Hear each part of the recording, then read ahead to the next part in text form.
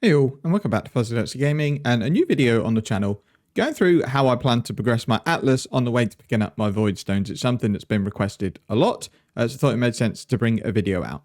I'm also going to go through how I plan to get my character geared for this build for cheap to enable me to get those first two voidstones and get the majority of my Atlas completed. This video is to try and give you an oversight on exactly how I get this character to clear the Atlas. I'll also go through some tips and tricks for those who have never played the build. All the footage that you're going to see in the video, and if we go and do some live showcases, is all from a character I started yesterday on a fresh SSF playthrough. The character's just coming up to 10 hours old. It's progressed fairly smoothly through to red maps. It's completed Uber Lab and killed the first two mini bosses deathless.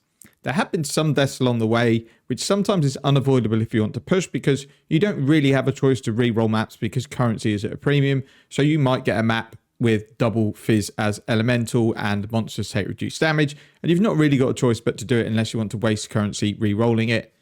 So I'll go through how you can try and minimize these deaths as best as you can. So let's talk about progressing your Atlas first. And the way I always play it with this sort of build is I beeline for essences. You can get most of the essence nodes unlocked with just white map completion. What then that allows you to do is clear some white maps really quickly whilst taking on these essences, and these are what I use to upgrade my gear. The first thing I'm looking for as soon as I get to maps is obviously get res capped if I'm not. If I am res capped, the next step is to get a better bow. Leaving the campaign, you may be lucky and get a decent bow drop, but it's very unlikely. And it's probable that one Screaming Essence or one Shrieking Essence of either Wrath, Anger or Hatred is going to double your DPS. It's because it's going to give you a much better bow. So that is the first thing I look to do alongside my quiver. I want to get my bow and quiver with some damage on it, so then I know that really on a 4 link I can still breeze through white maps and early yellow maps. Next step, if you trade, get yourself a 5 link as soon as you get into maps. Even if you have to pay 3 to 4C for one if you're one of the first few to get to maps, it's worth it. It adds a good chunk of damage, and it's all we really need to progress through to complete our Atlas. We do not need to use a 6 link because we'll be able to craft some decent gear with essences that's going to make up some decent damage, life, and cover our resistances. Because we're playing Raider, we're already spell suppression capped. We have Onslaught, we have Phasing. If you buy the boots I mentioned, 3-step assault boots, as soon as you hit maps, you're going to be ailment immune. And then once you get Uber Lab done, that's another nice chunk of speed and damage. There's not much you need to add to this really to get your character clearing maps and fairly comfortably. There's specifics about how to craft the exact pieces of gear in the written guide. What we'll go through now is a loot filter. There's 2 loot filters on my channel that are linked in the guide's video description and this one. Use them because they're going to show you bases that you want to pick up. What this will basically do is highlight very high evasion, or in some cases armor and evasion gear. Pick these up. You don't need more than one of all of them, but they're there for when you get your essences unlocked. The idea is you farmed your essences on the way to clearing your early white maps. You picked up lots of bases, put them in your stash tab, and then you've got essences to use on these items. Without it, some of these won't show up at all, or it might be that the loot filter shows too much and you don't know what to pick up.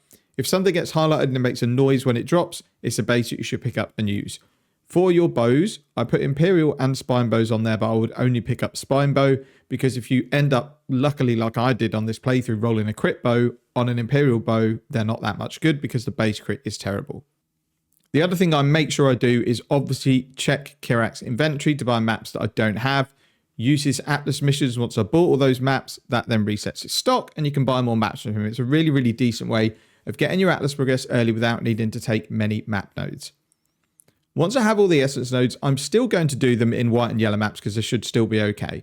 But what I'm going to do before I progress is get a decent bow, a decent quiver, and generally just upgrade all of my gear using Shrieking Essences. You can double or triple your power just by spending an hour or 2 farming some essences. I also think essences are going to be pretty expensive this league because they're not on the Atlas. You'd have to go and activate 6th gate to get them actually to turn up on your map device. So I'm not sure many people will spec into essences heavily, especially with how excited everyone is about not only the lead mechanic, but ultimatum as well. So I think there could be a ton of profit to be made from essences. So use the ones that you need to, sell the other ones to people that need them for their build.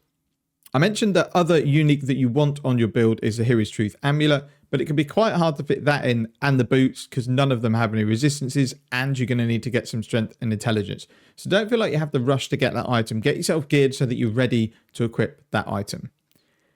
In terms of switching to crit, that's what this essence farm and crafting is for. I want to get a bow that's got some crit chance on it and then a quiver that's got some crit multi. And really that's all I want when I swap.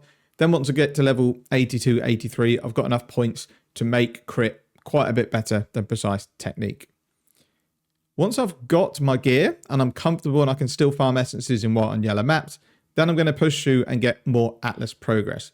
What I'm going to do now is just start taking all the small nodes to give monsters a chance to drop maps, and then take all of the map nodes I can that are nearby that give me a chance to get higher maps.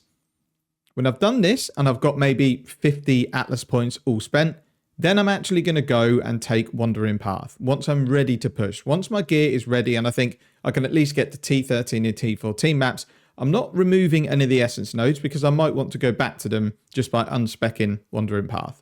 So I'll put Wandering Path in next, then I'm going to go and get all the connecting map nodes to make it up to 100%, and then take a few extra duplicated map nodes. And that is basically my Atlas until I kill the pinnacle bosses, clear all my maps, and then I decide what I want to do.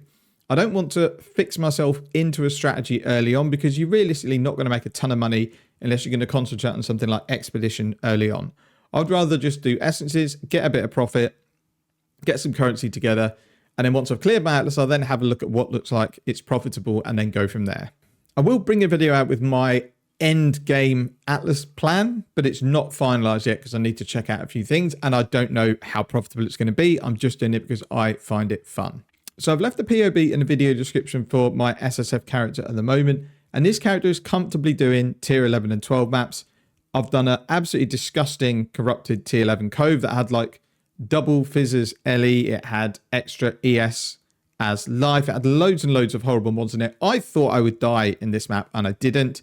That's why I really like the combination of evasion, spell suppression and ailment immunity, because it is going to take an attack to kill you realistically. Now if I did get hit by anything half decent in that map, I would have died, but I had around 93% chance to evade with my flask up, probably 95 when the enemy's blinded, and I just didn't get hit. So I went through.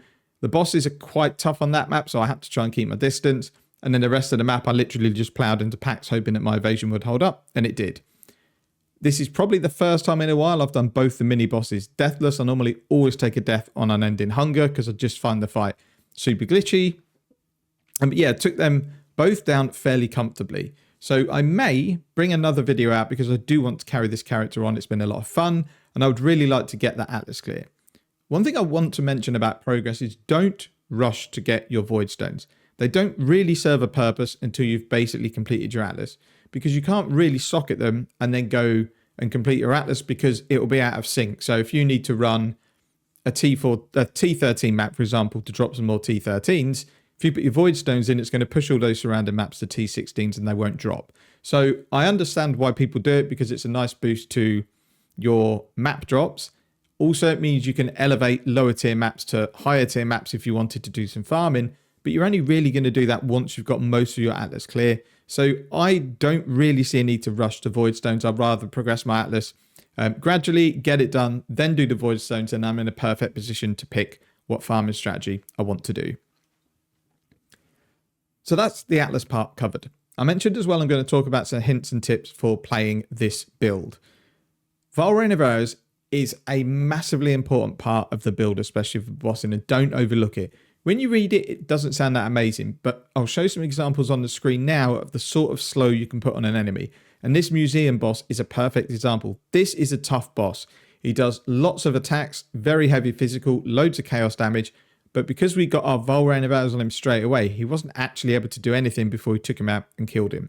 And this is the way it's going to be with a lot of maps as long as the enemies can be slowed. So don't just save them because you get them all the time. Use them in maps when you come across tough packs or horrible rares, or you feel like you're a bit overwhelmed. Hit the Vaal Rain of Arrows panic button. It will slow everything down and it will be a much, much easier time to complete that map if you use it sparingly, but do use it. Don't just save it for the bosses. The reason I pick essences is, again, Vaal Rain of Arrows does an amazing job on essences. All I do is I make sure I have 2 charges when I'm going to crack an essence. I hit the essence open, immediately hit 2 Vaal Rain of Arrows, and then basically the essence monster is slowed, as long as he hasn't got any horrible mods that avoids it, and it does a ton of damage as well. And I was taking down essences in out yellow maps. A couple killed me because I got too big for my boots and thought 4 mod essence monsters in corrupted maps are fine. They were not. So don't get too carried away. But in white maps, they're super easy. In yellow maps, they're fairly straightforward as well. I've had a few people saying they're really struggling with deaths on this character, and I think they're probably just not used to the playstyle. It is a character I very rarely die on once I'm geared. The times I take my deaths normally are Act 1 to rowers, and when I first get into maps, if I don't get lucky and get an essence drop so I can't upgrade my bow, then it does get a little bit tricky because you're a bit slower killing stuff. You probably haven't got high evasion on your gear because you might be in your campaign gear, so you haven't got that evasion level that makes this character quite tanky. When you've got your evasion and you've got like 90% chance to evade, spell suppression, avoid alley ailments, you want to play this build like a kamikaze. You want to be diving into packs, you want to be constantly firing, constantly using your Vaal rain of arrows, constantly using your flasks, and just move in as fast as you can. Don't try and play this build at range. We use point blank for a reason. You will take very few deaths if you just get stuck in and don't stop firing. We have very good recovery if we are attacking because we have a little bit of life gain on hit from the tree, instant life leech and life leech. And if you always are firing, unless something one-shots you, you're going to get back to full life really quickly.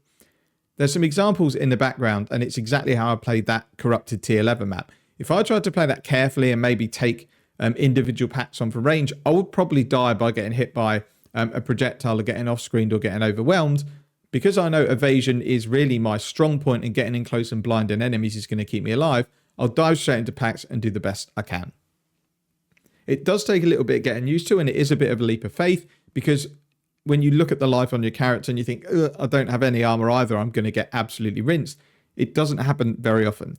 I've leveled this character up to 86 now, I think. And other than a few deaths that I took early on and a couple in some corrupted maps, it's been fairly straightforward.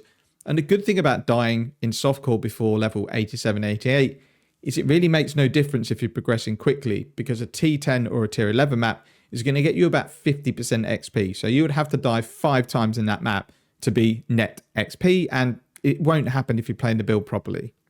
That's kind of it for this video. I may tomorrow spend 3 or 4 hours streaming some more on this character. Hopefully I'm getting closer to voidstones. I need to test my streaming setup anyway because it was absolutely horrendous last league. I had about 1 FPS, it kept crashing, Twitch hated me, my computer hated me, my internet hated me. I've basically changed every single setup to my streaming rig and how it works, so hopefully it's going to be nice and smooth. So we'll do a test run at some point for a stream, probably going to be tomorrow, which we're talking now will be the 4th of December. I don't know when this video is going to come out yet, it might be the same day. That's kind of it for this mumbly video. I just wanted to give people an idea of how I'm going to progress and just some highlights and tips on playing the build if you've not done it before. That's it for the video. Thank you very much for watching. Take care and see you in the next one.